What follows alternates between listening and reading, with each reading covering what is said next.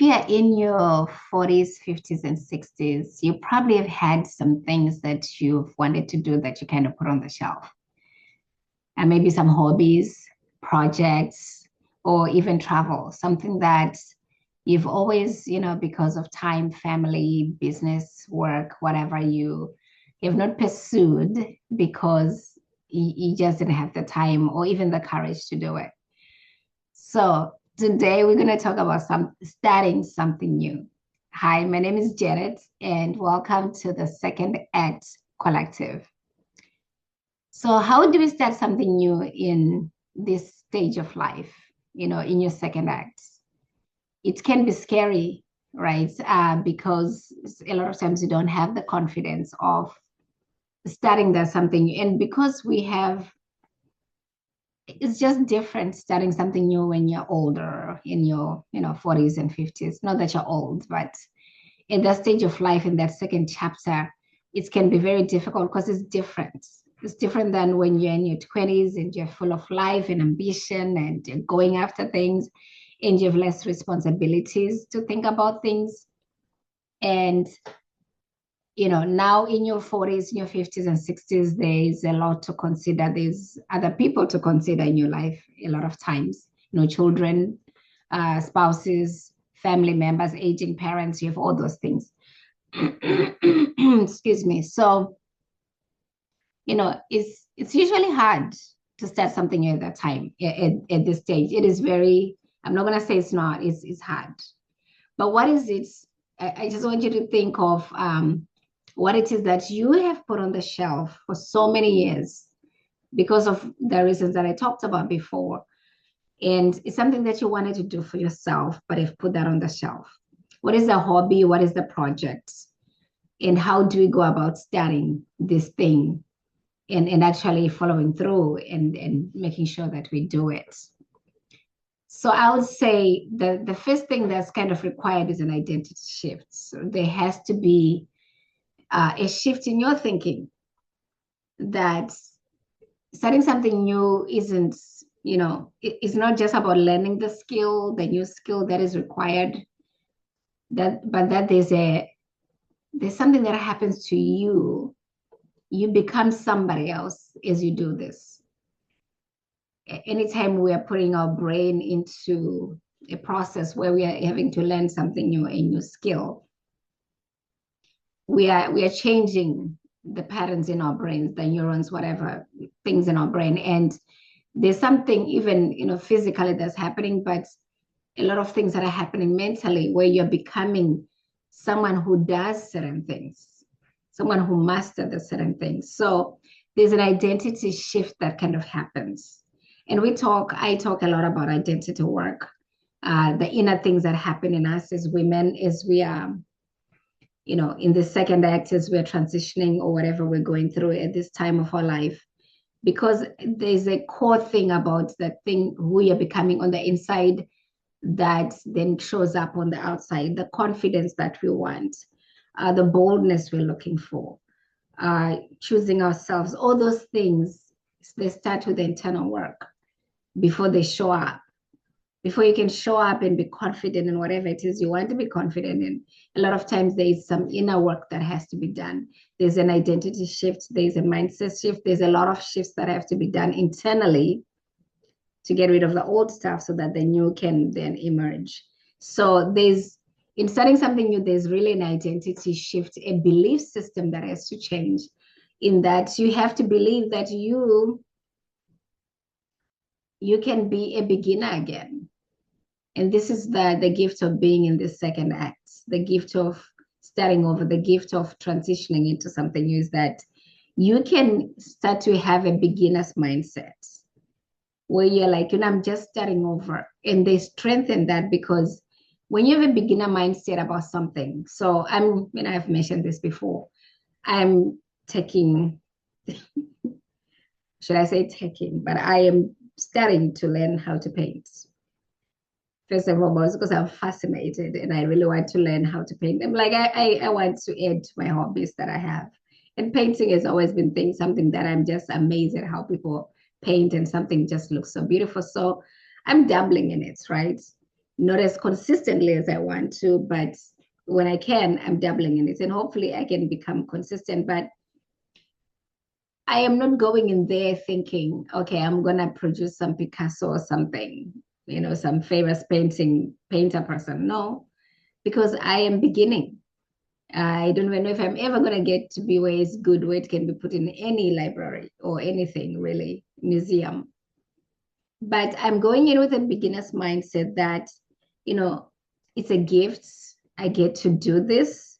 Um, that my lack of experience gives me the space to experiment and to paint something that is, you know, not so good. Actually, you know what? Let me go and get you one of the paintings that I did, and I'll show you. Just hold on. Okay, so I actually stopped my recording instead of pausing. Anyway, here we are. So this was like one of my first paintings, and of course, it looks like you can tell I like blue. Um, it has a lot of blue. But this is me trying to do like abstract painting. And what was I using here? I think I used some, what are those things? I don't know. I can't remember what I used. But I was using some things that you find around the house to create the little bocce stuff, whatever they're called. I don't even know what they're called, but this was like one of the first things that I painted. And I like it. I think it's pretty. And, it's one of the first things that I do. But just to give you an example, so I'm not going in there thinking, yeah, I'm gonna, the first time I do this, I'm gonna master this. I was just painting, and I'm trying to use like kitchen brushes because the person that that I've been kind of following on YouTube. Don't you just laugh at YouTube? You can learn anything. So the person I've been following on YouTube, he does a lot of painting with different stuff from around the house, like the kitchen scrub thingy, a sponge, whatever. It really actually uses paint brushes. So I find it very fascinating. And this is just, where I am. I'm beginning this, I'm starting this. So I'm experimenting and trying different things that I see other people doing. And I'm not going with the expectation that I'm gonna be like a master in a year or two. I'm just going in with I'm beginning this thing. I'm starting this something new. It is not, I don't look at it as because I'm starting something new, I don't look at it as a setback, but as an adventure. It's something that I'm getting to do in my late 40s. And who knows what it will look like. Maybe I'll do something nice enough that I can actually hang it in my house. Actually, that was the whole intention of painting, that I started painting, because I was like, I think I can try the painting because I wanna um, you know, put some painting, my own artwork on my walls in my house. Right now, I have a lot of other artwork that I have, and I love it. But I'm like, I would like to put something of myself. So that's kind of how I got into the painting thing too. But yeah, I'm going in knowing that. I also realize why I'm not consistent, because I do not have endless time and energy to really commit to it. But I'm doing it as a hobby. So I'm doing it when I can. I have 3 kids. I have a new business that I just started for AI consultants. And there's a lot going on. I have a teenager who's getting ready to go to college, and we are in the throngs right now of college prep. And I talked about this in my other video, if you want to check it out, about how I'm using AI to help us, to kind of plan a career path and stuff. So there's a lot going on. And then I cook and clean and all the stuff that you do as a mother and a wife and a woman in the house. That is just a lot. So I'm not, I'm starting this with an acknowledging that I do not have endless time. I do not have endless energy. I have other things that are pulling at me, but I can start this and do it at my own pace. And if you go in, I'm just trying to build something that fits my life, that fits inside my life.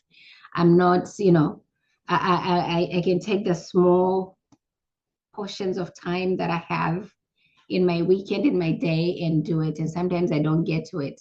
Kids have sports and all kinds of stuff. So whenever I can, I'm trying to then, sit down and do that.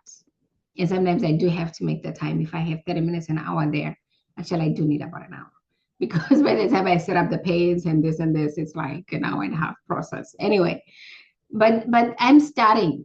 And that's another thing I want to talk to you about is like when you want to start the new hobby, the new projects, the new business, whatever it is, you actually just have to go ahead and start and just start. Because a lot of times we're stuck in not in contemplating and I don't know, thinking about things and trying to examine and trying to whatever it is we do, especially women, we tend to do that because a lot of times we are taught that we need to, to kind of make sure everything is in place, everything is perfect before we take the jump. Make sure we have all our little ducks in the row and every T crossed and every I check, whatever, and not actually do what we're supposed to do. So we just go ahead and start, and you then see what time you have and how much time you can put into it. But the point here is to start the new thing that you've been putting on hold for so long. Just that. All right. How about the voices in our heads? So here we're going to talk about, when I'm starting like an art project, like learning to paint, it's not such a big deal as someone starting a new business, right? Or starting a new business, you've never had a business, or moving into a different business when you've had the other business, and you're in your 40s, you feel like maybe it's too late. There's that voice in your head that says it's too late. And I struggled with that too when I was, transitioning into AI, because I'm like, oh, consultants work, all this, is it, I'm too old, it's too late. I've, you know, they all these voices that starts to talk to you the moment you want to transition into this new thing, that are trying to like drag you down to just stay where you are. And you have to challenge that voice.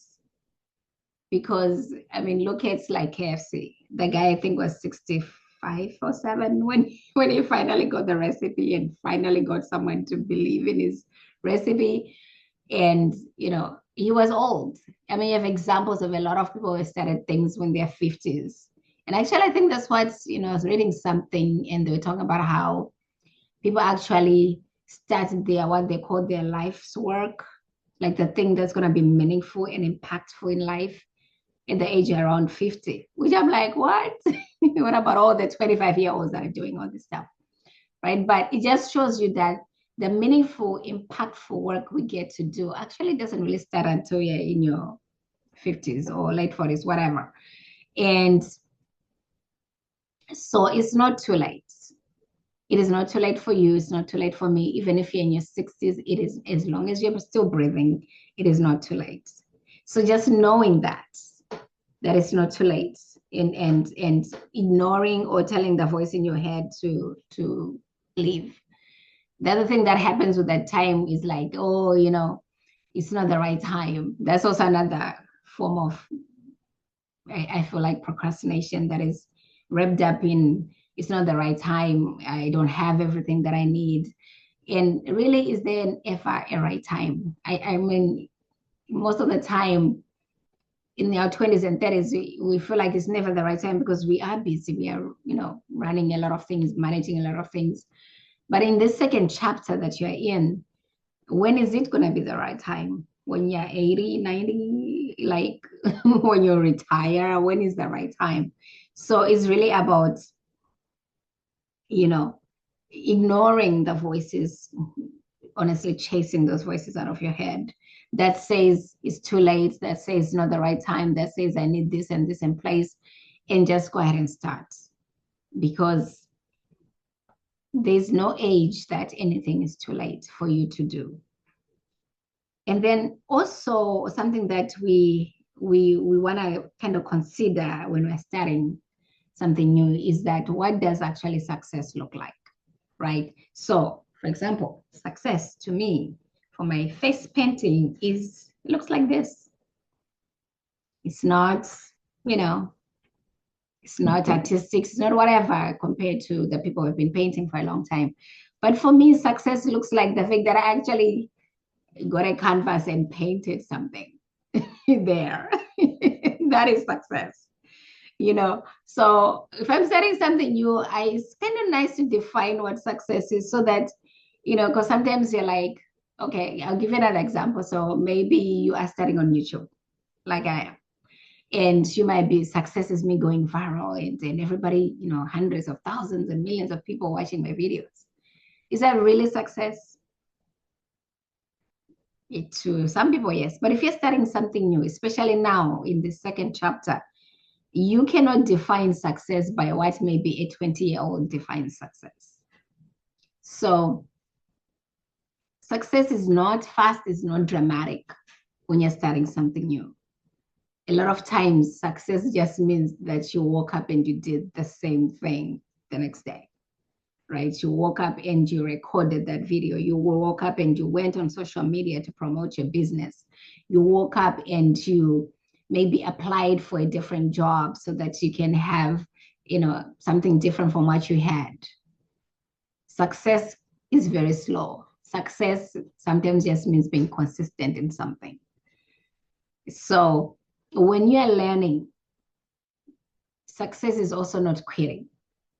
So it might be slow, but success sometimes just means you getting out of bed and not quitting. That is what success can look like. So it can look very different. But it's not defined by some, something like a very loud and dramatic. It can just be something small, and that is okay. And knowing that is very helpful as you're starting something new in your life. Knowing that even the business that you're starting, success is you getting to year 3, even though you're not making as much money as you thought you're doing, as you thought you should be, right? Success is, again, just not quitting a lot of times. And you keep iterating and changing what needs to change, but you don't quit. That is sometimes what just success is.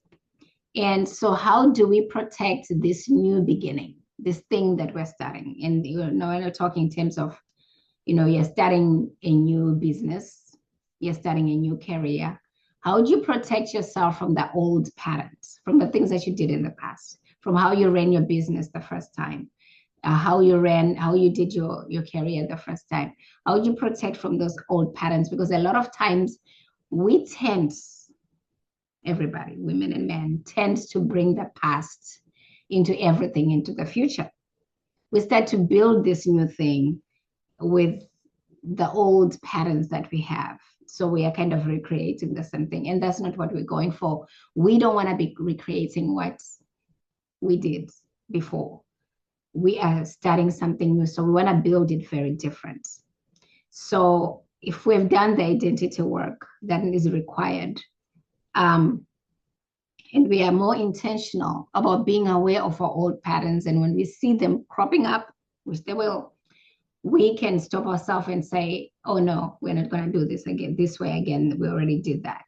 That is part of the wisdom of being older in your second act, is that you can look at your patterns and the things, the behaviors, the beliefs, the stuff that you used to do and be like, okay, no, I see myself falling back into that. I'm not going to.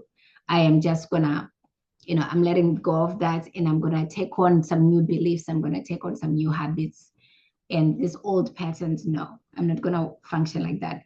And it's not a one-day thing, because these patterns, we are so used to doing them that they want to creep up every time. So you're going to have to be very diligent in checking yourself and then saying no, saying I'm not going to continue this way.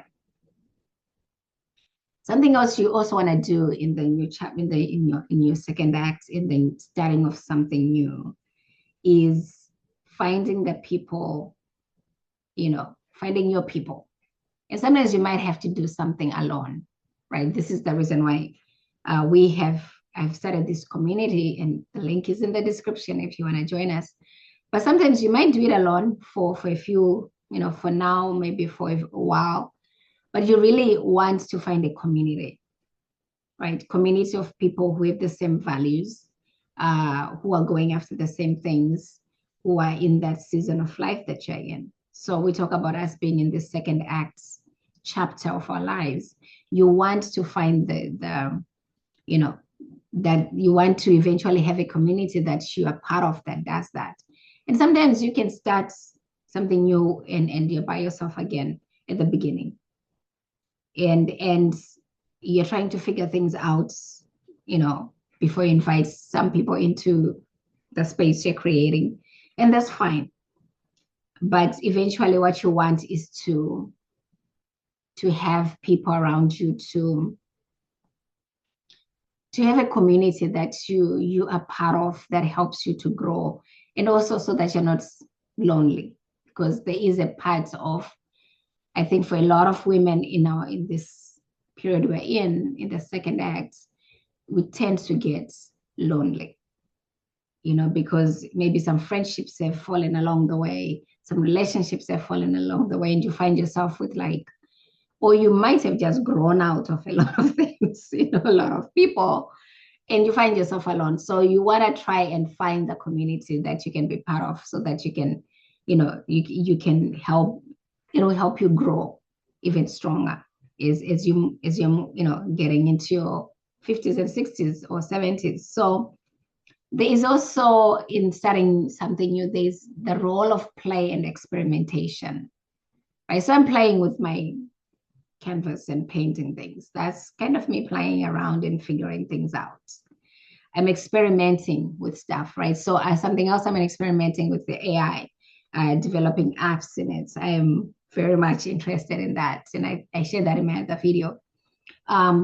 So there is experimentation, which again is the gift of the second act of this stage of life. So if you look at it as in, you're just gonna go out there and play. Like, there are no expectations. I don't think a child goes to the playground and you know, with some like, I want to be productive, I want to conquer this toy, I'm this, you know, obstacle caught there, I want to do this. Kids just go and play and have fun and experiment with the different things that are there. If we look at our life and the things we are starting over from that angle of, I'm just gonna, I don't have to know where this is gonna lead. I don't have to have some agenda of how it's gonna look when I'm done. I'm just gonna enjoy and play and experiment and see what happens, right? We try not to put all these expectations on ourselves, and just give ourselves permission to try something. And it doesn't mean it's forever, but we're just trying something new and experimenting with that. And also understanding that, you know, there's the thing that you're building, whatever the new thing that you're working on, whether it's a business, it's whatever, um, it's really gonna be beyond just the thing itself. A lot of times, like I said before, there's an impact on you personally as you're developing this, the person you're becoming. You are changing your own relationship with yourself. I think when we pursue hobbies and master certain things, we are changing again. We're building the self-trust we've talked about before. We are changing the relationship between ourselves. And that is one of the most important thing about life, is the relationship you have with yourself. And I would say above that one is the relationship you have with God. That comes first. And then the relationship you have with yourself. And then the relationship you have with people. A lot of times we are concerned with the relationships we have with people when we don't even have a relationship with ourselves. We can't even be with ourselves. So beyond building this new thing that we're working on, beyond this new project or hobby or business, whatever it is we're doing, there's a change of that relationship. What's happening within yourself? How are you relating to yourself? And I think I want to do a video about that, about how we relate to ourselves, because loving ourselves is very important. And a lot of women out there, including myself, we struggle with that. We struggle with accepting who we are. We struggle with loving who we are. And therefore we go into all these relationships looking for people to love us. to fulfill something in us that really we should give to ourselves and accept from God as, God loves us. So we're going to probably I'm going to talk about that one day, but I think that's very important. So your project matter, your business that you're wanting to start, the new career that you want to start, the new skill that you're trying to learn, whatever is the new thing that you want to start, it matters because it's just not about that thing. It's about the person that you're becoming as you're pursuing this thing. So I'm just hoping that this helps you, whoever you are out there. If you're a woman in your 40s, 50s, 60s, I hope you find this helpful. And if you have not subscribed, please go ahead and subscribe and join our community. And I tend to share more on my newsletter than I probably do here online. So join, subscribe, and join our community. And I'll see you next time. And here is to you starting something new.